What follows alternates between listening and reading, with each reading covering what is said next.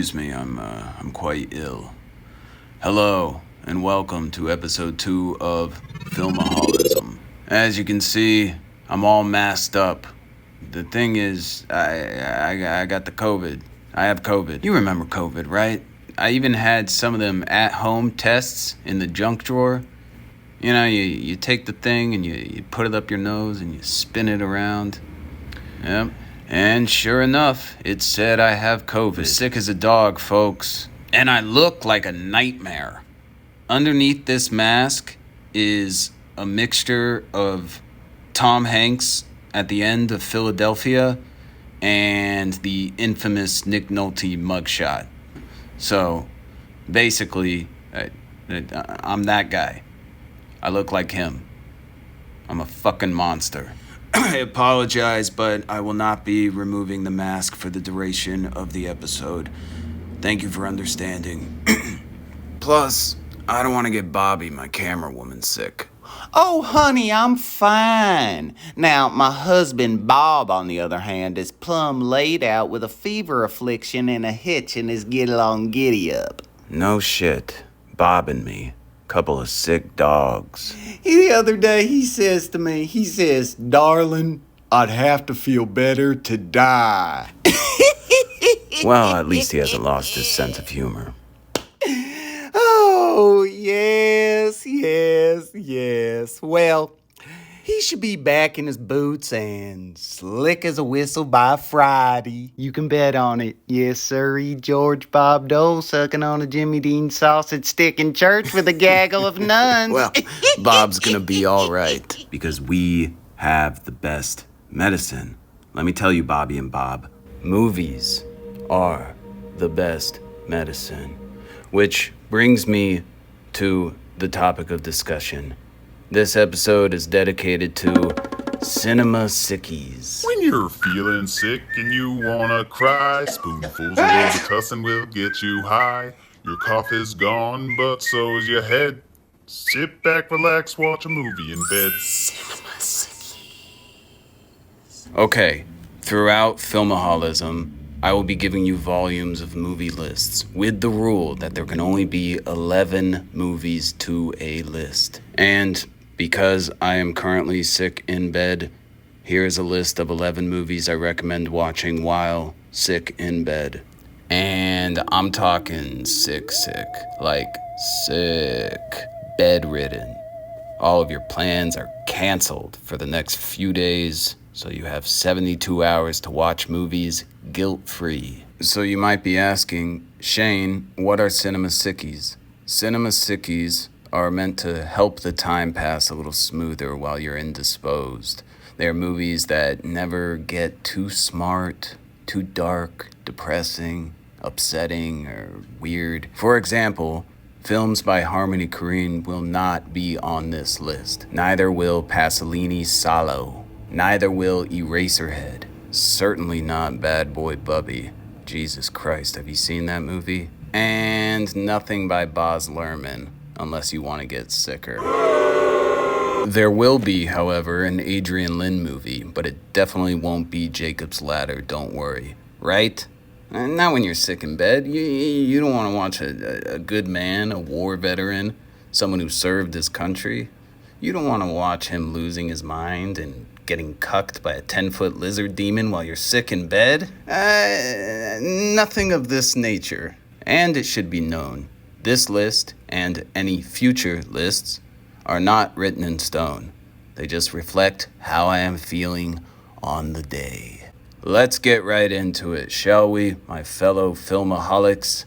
This is Cinema Sickies, Volume 1. And they are in order of how I thought about them this morning whilst hacking up catarrh in a pool of my own sweat. Catarrh.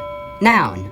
Excessive discharge or buildup of mucus in the nose or throat, associated with inflammation of the mucous membrane. So, Cinema Sickie number 1. Sideways. Directed by Alexander Payne, 2004.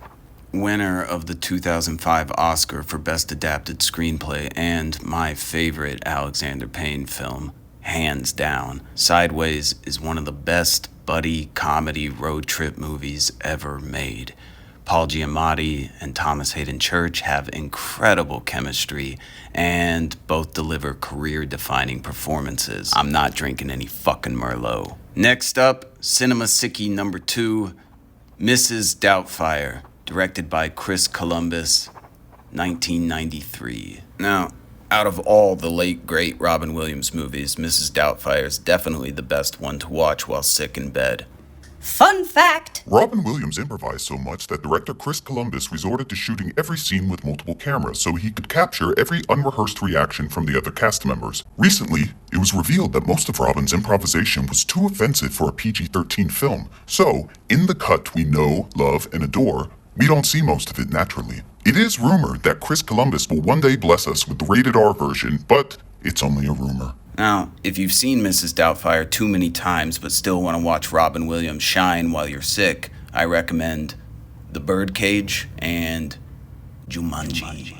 Cinema Sickie number 3, Ratatouille, directed by Brad Bird, 2007. What more can be said about Ratatouille that hasn't already been said? It's one of the best animated movies of the 2000s. Ratatouille and Shrek, perhaps. Fun fact!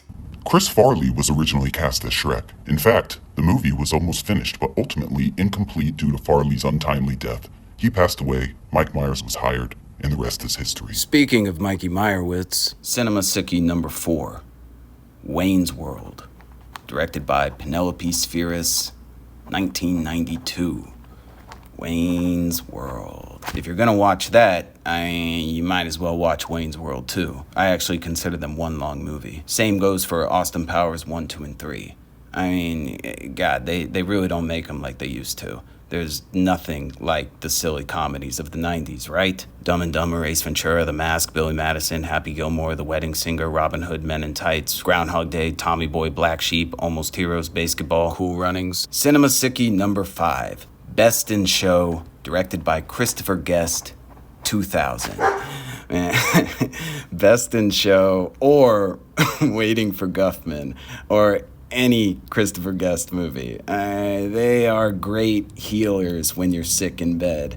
And if you don't know what a Christopher Guest movie is, I couldn't be more excited for you to watch them for the first time.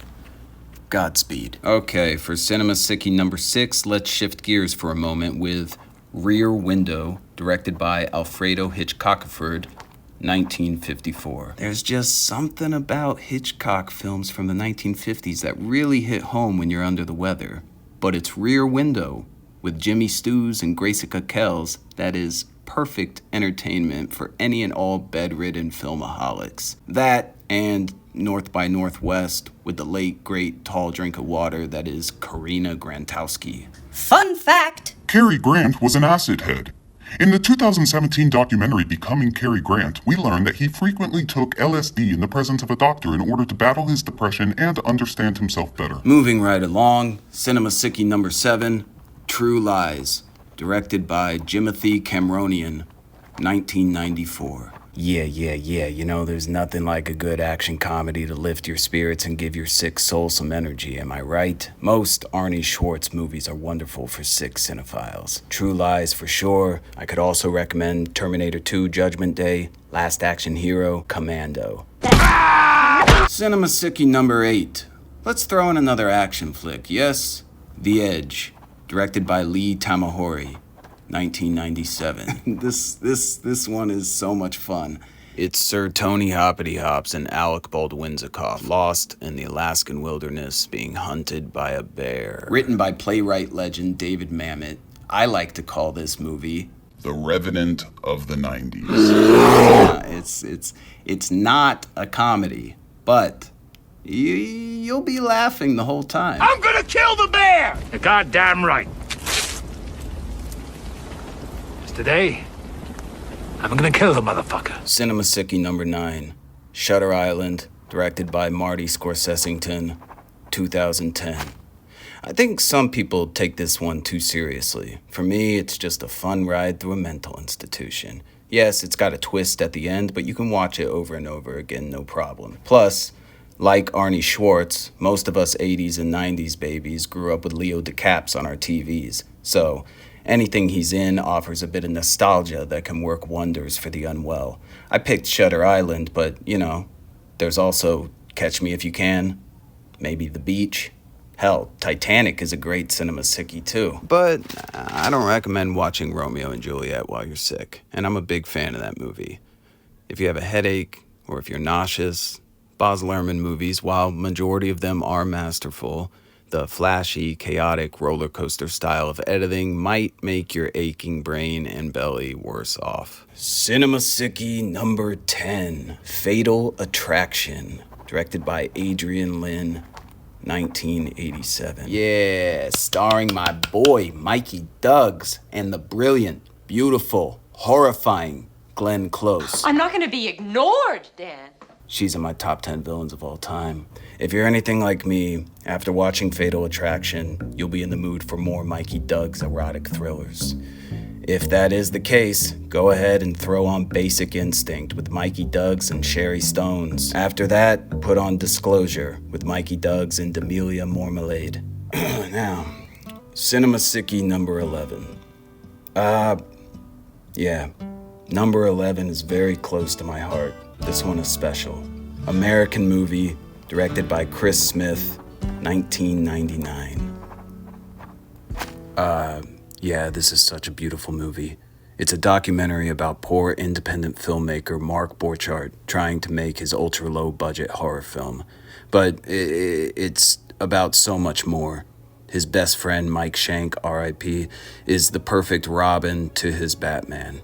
My roommate in college introduced me to American Movie, and it immediately shot into my top 5 documentaries list, and has served as a comfort movie ever since. I've seen it so many times I basically have it memorized. Such eccentric, hilarious, and amazing people from Wisconsin with the greatest accents around, delivering dialogue that would be impossible to write. So, if you're sick in bed, like I am right now, leave it to Mark Borchardt, Mike Shank, Uncle Bill, and the rest to deliver the medicine on your road to recovery. American Movie is the cure. Well, there you have it. That about wraps it all up. The first volume of 11 Cinema Sickies. Thank you so much for watching.